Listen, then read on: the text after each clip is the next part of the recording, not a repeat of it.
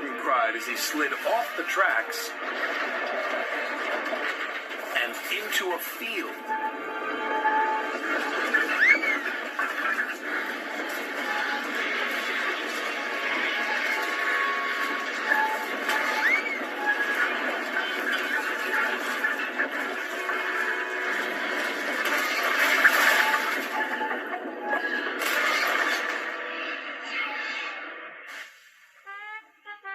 No one was hurt, but poor Gordon felt very undignified.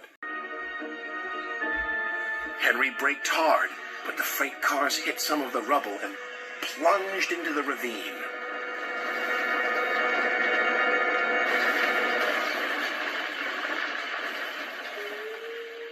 Just then, Henry's driver saw a strange sight coming. A freight train was waiting in the siding to let the flying kipper pass, and the driver and fireman were drinking cocoa in the caboose.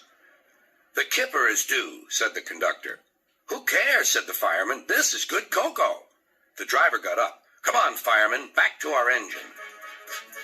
They got out just in time.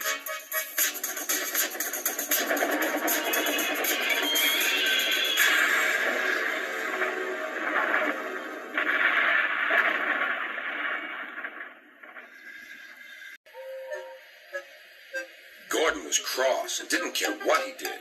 He waited till the table was halfway round. I'll show them, he hissed.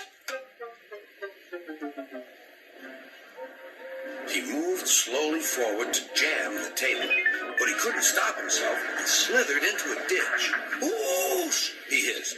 "Get me out! Get me out!" "Not a hope," said his driver and fireman. "You're stuck, you silly great engine. Don't you understand that?" They telephoned Sir Topham Hatt. "So Gordon didn't want to take the special train and ran into a ditch?" Something had jammed. The driver reduced steam, but Gordon was still going too fast.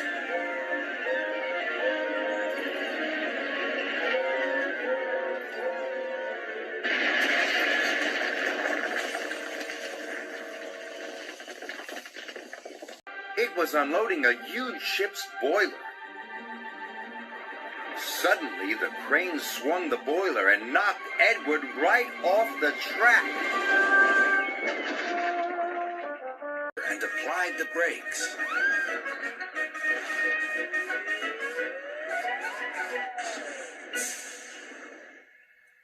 Poor Thomas stood dazed and surprised in a muddy pond as a toad eyed him suspiciously. "Bust my buffers," muttered Thomas.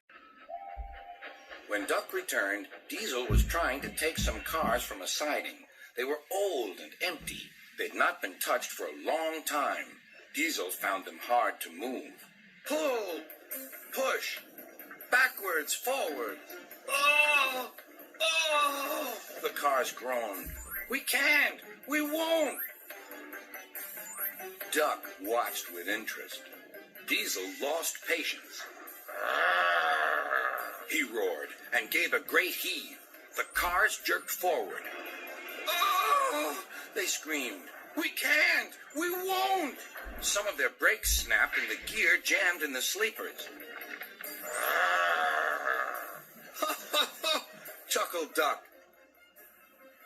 Diesel recovered and tried to push the cars back, but they wouldn't move. Duck ran quietly round to collect the other cars. "Thank you for arranging these, Diesel. I must go now."